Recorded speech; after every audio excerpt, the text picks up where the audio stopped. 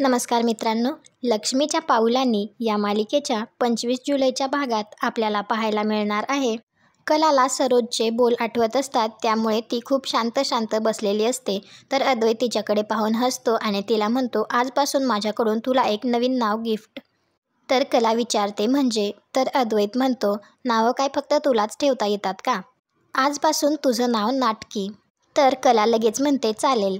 घर तुझं आहे, त्यामुळे तू वाटेल ते बोलू शकतोस. मी कोण तुला बोलणारी? पण असं अचानक माझं बारसं करावं असं तुझ्या मनात कसं काय आलं ते तरी कळू दे. अशी काय नाटकं केली मी? तर अद्वैत म्हणतो, आत्ताच बघ ना, तू दार लावायला गेली होतीस ना, मग का नाही लावलं? तर कला म्हणते, एकतर ती माझी नाटकं नव्हती आणि दुसरं म्हणजे मला उगाच लोकांचे गैरसमज नकोयत की कसा माझा गरीब बिचारा अद्वैत माझ्या तावडीत सापडतो. तर अद्वैत लगेच म्हणतो, पहिली गोष्ट म्हणजे मी गरीब नाहीये आणि दुसरी म्हणजे बिचारा तर अजिबातच नाहीये. तर कला म्हणते, यावर आपलं एकमत झालं, पण इथे काही लोकांना तू नसलास तरी तसंच वाटतं. गरीब बिचारा नायक आणि मी लबाड कारस्थानी खलनायिका.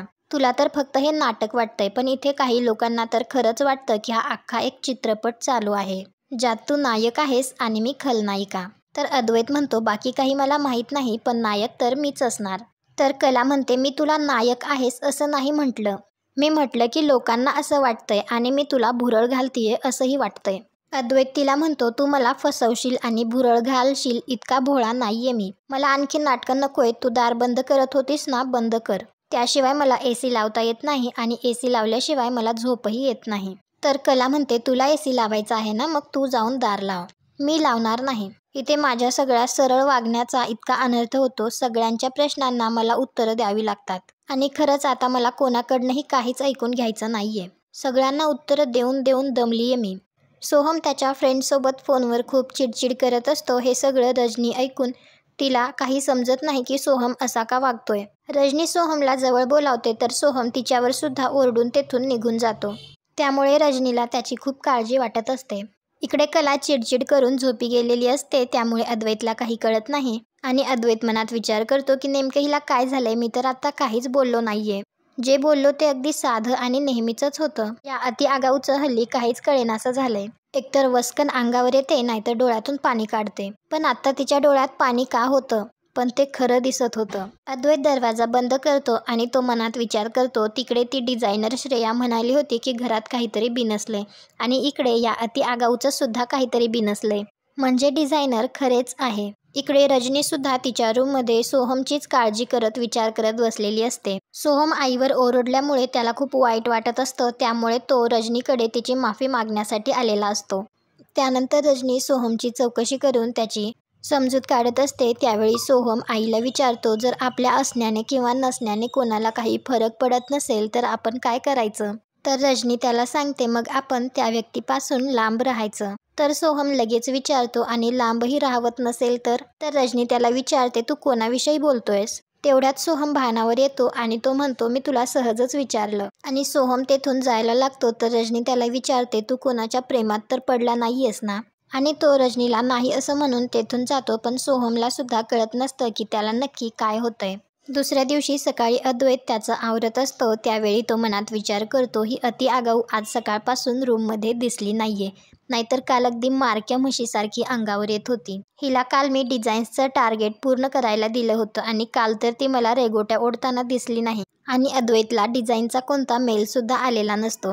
कन्फर्म करण्यासाठी अद्वैत सानिकाला फोन करून तिला विचारतो, काय झालं डिझाईन्सचं, का नाहीत आली आणखी? तर सानिका अद्वैतला सांगते, डिझाईन्स तर कधीची आली आहेत, परंतु श्रेया म्हणाली तिला काहीतरी चेंज करायचं आहे, त्यामुळे तिने थोडा वेळ होल्ड करायला सांगितलंय. तर अद्वैत तिला म्हणतो, मग डिझाईन्स आली होती तर तू मला लगेच अपडेट का नाही केलं? तर सानिका म्हणते की मी तुम्हाला त्या डिझाईन्स देणार, त्या परत रिजेक्ट होणार आणि म्हणून मी नाही दिल्या. तर अद्वैत म्हणतो, ठीक आहे, मी ऑफिसला येतोय.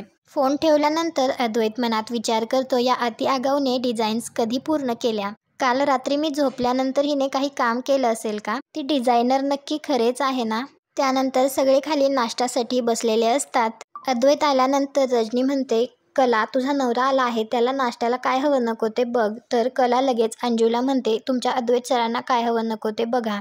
तर अद्वैत मनात विचार करतो, आता हे नवीन नाटक काय आहे? ही मला एकट्याला का वाढत नाहीये? अंजू अद्वैतला विचारत असते तुम्हाला नाश्त्याला काय देऊ? तर अद्वैत कलाला म्हणतो तू का देत नाहीयेस मला ब्रेकफास्ट? तू आत्ता सगळ्यांना नाश्ता वाढतीयेस मग मला का वाढत नाहीयेस? तर कला म्हणते आपण नाश्त्याला बसतो तेव्हा आपल्याला नाश्ता कोणी वाढला हे महत्त्वाचं नसतं, तर आपल्याला नाश्ता मिळाला हे महत्त्वाचं असतं. तर कला अद्वैतला म्हणते की आजपासून तुला अंजूच ब्रेकफास्ट वाढेल. अद्वैत म्हणतो याला काय अर्थ आहे? प्रत्येक वेळी तुझाच हट्ट पूर्ण करणार का? त्या दोघांचं मात्र असंच सगळ्यांसमोर भांडण चालू असतं. त्यावेळी अद्वैत म्हणतो मला खूप भूक लागलीये, पण जर खरेने वाढलं तरच मी खाईन. इकडे संगीता आणि दिनकर पैशांची काळजी करत बसलेले असतात कारण त्याला बँकेचा हप्ता भरायचा असतो. इकडे कला अद्वैतला म्हणत असते की यापुढे नाश्ताच काय जेवण सुद्धा तुला अंजूच वाढेल. रजनी म्हणते ठीक आहे तुम्ही दोघं थांबा, अद्वैतला मी वाढते. तर अद्वैत म्हणतो नाही मी खाल्लं तर खरेच्या हातानेच खाणार. तर सरोज लगेच अद्वैतकडे रागाने बघते. तर अद्वैत म्हणतो म्हणजे खाणार मी माझ्या हातानेच? तो रजनीला म्हणतो काकू मुद्दा हा नाहीये की तू वाढतेस का अंजू वाढते, प्रश्न हा आहे की ही का वाढत नाहीये मला. त्यावेळी आबा त्या दोघांना विचारतात की काय चालू आहे तुमचं? तर कला लगेच बोलायला लागते. तर अद्वैत म्हणतो प्रत्येक वेळी पहिल्यांदा तूच नाही बोलू शकत, आता मी बोलणार. तर तो आबांना म्हणतो माझं जेव्हा जेव्हा चुकतं तेव्हा तुम्ही मला सांगता आणि मी ऐकतो ना. आता तुम्ही बघताय ना कोणाची चूक आहे, ती सगळ्यांना वाढतीये पण फक्त मला वाढत नाहीये. तर कला म्हणते तुला फक्त कोणीतरी नाश्ता दिल्यासे मतलब ना. अद्वैत तिला म्हणतो तू माझ्या घरात आल्यापासून सगळी कामं स्वतःकडेच घेतलीस ना, पण तू एक नंबरची आळशी आणि कामचुकार आहेस. कला त्याला म्हणते तुला हे बोलताना जराही लाज वाटली नाही का? मग मी इथे दिवसभर काम करते त्याचं काय? अद्वैत तिला म्हणतो दिवसभराचा मुद्दा आहे का हा? आता तू काम करतीयेस का? आणि करत असशील तर हे सुद्धा काम तुला करायला हवं ना. आळशी आहेस तू. तर कला त्याला म्हणते मला तुझा आत्ता इतका राग येतोय ना. तर अद्वैत लगेच म्हणतो मग मी काय घाबरू का? सरोज अद्वैतला म्हणते तुला उशीर होतोय ना मग खा ना गुपचूप. तर अद्वैत परत एकदा म्हणतो की जर मला खरेने वाढलं तरच मी खाईन, नाहीतर मी नाही खाणार. हे ऐकून तर सरोजला धक्काच बसतो. अद्वैत त्यांना म्हणत असतो की जर तिने वाढलं तरच मी खाईन, मी बाहेर जाऊन सुद्धा उपाशी राहीन.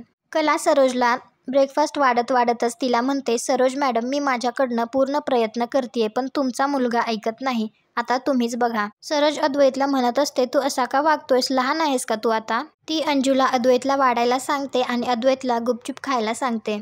इकडे काजल उशिरापर्यंत झोपलेली असते, त्यामुळे संगीता तिला उठवण्यासाठी येते कारण तिला कामावर जायचं असतं ना, पण ती उठलेली नसते. तर संगीता तिच्याजवळ येऊन म्हणते नव्याची नवलाई म्हणतात तेच बरोबर आहे, आणि ती काजलला उठवत असते. त्यावेळी तिच्या लक्षात येतं की काजलला तर ताप आला आहे. तर संगीता तिला म्हणते झोपूनच राहा.